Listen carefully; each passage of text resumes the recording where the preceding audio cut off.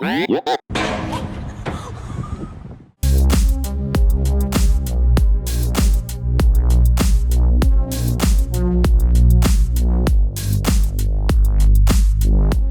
fiddling around, and looking around for what to do or whatever. If they're, not knowing the song at all or whatever, then obviously they're not a good fit. But the chances of that happening, the reason why I bring that up, chances of that happening are slim because you've already done a ton of vetting. So very rare that happens, although it has happened. So that the person will usually show up, they'll be well prepared. They may have charts or whatever, and I don't know. I don't really care too much at this point if they do or not. And you run through the songs, how do they sound? Are they rough? Are they smooth? What's going on? Are they prepared? Do they know exactly what's going on? Those types of things. And then you go through and you listen to them, and you do this with each person. And after you get done running the 5 songs, have a sheet of questions, like 5 questions, important questions, which it's going to be part of another video, the questions that I use. And you go through all of your questions to get a good sense of kind of what they're doing. And also let them know you play weekends, weekdays, the gig takes all day, you play all night. Don't sugarcoat it. Do not, for any reason, sugarcoat your gig. Let them know what it entails and be very upfront, because you want them to say, no, man, I can't sign on to that. I can't go to Canada. I can't, I can't play 100 yards of a school. You want to find out all these things. Do you have a drinking problem? Do you do drugs? All these things. These are all part of the questions because it's getting serious now.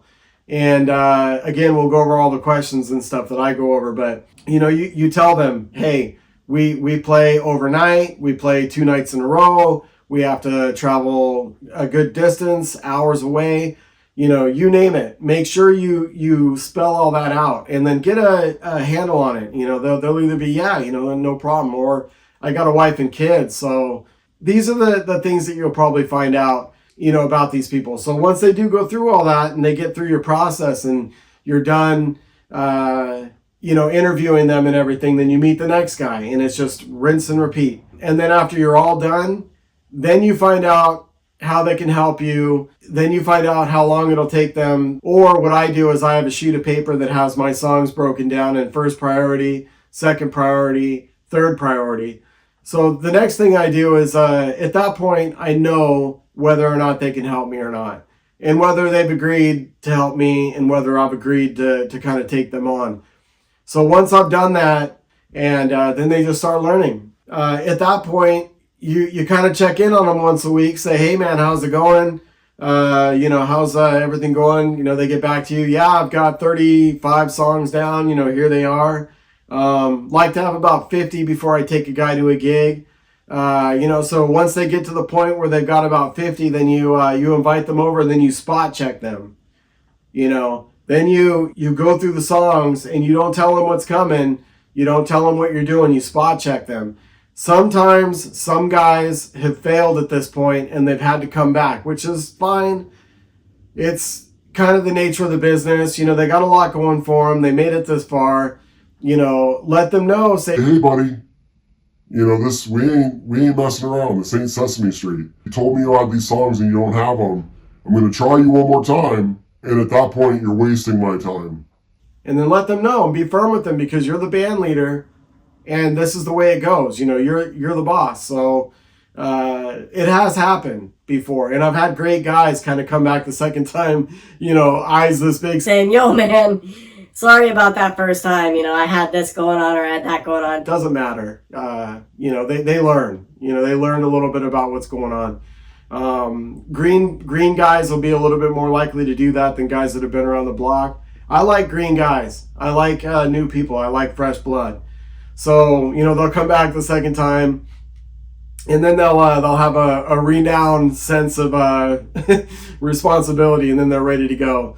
So once they get to that point and they've got all the songs learned and everything's ready to go, put them on a gig and reward them. Make sure they know they've got money coming soon. Hopefully it's not quite a real intensive gig. Maybe it's an easier gig, and you can get them on something easy to break them in, because there's always issues with the first time a player plays. So no matter how much you practice, there's always still a little bit of issues. But bring them out to their first gig, reward them, welcome them on, and hopefully it's off to many years of playing together. So if you made it to the end, please like and subscribe. Just trying to build this channel up. I want this to be a big help to people. Hopefully there's a lot of people that want to interact positively. A lot of people in the band community have a lot of different ways of doing things. This is just mine. I'm not trying to be the be all end all. I am somebody that is proven to have done this for many years. I have had success in every aspect of music business. I have been able to make my living at gigs for a long period of time. So if you got anything out of this video, please like and subscribe. Like I said, there's going to be several parts to this. We're going to drill down in detail. This is the overview of this. We're going to drill down into detail. I'll create a playlist and I'll put all these together in that playlist, and we'll go from there. So I'll see you on the next one.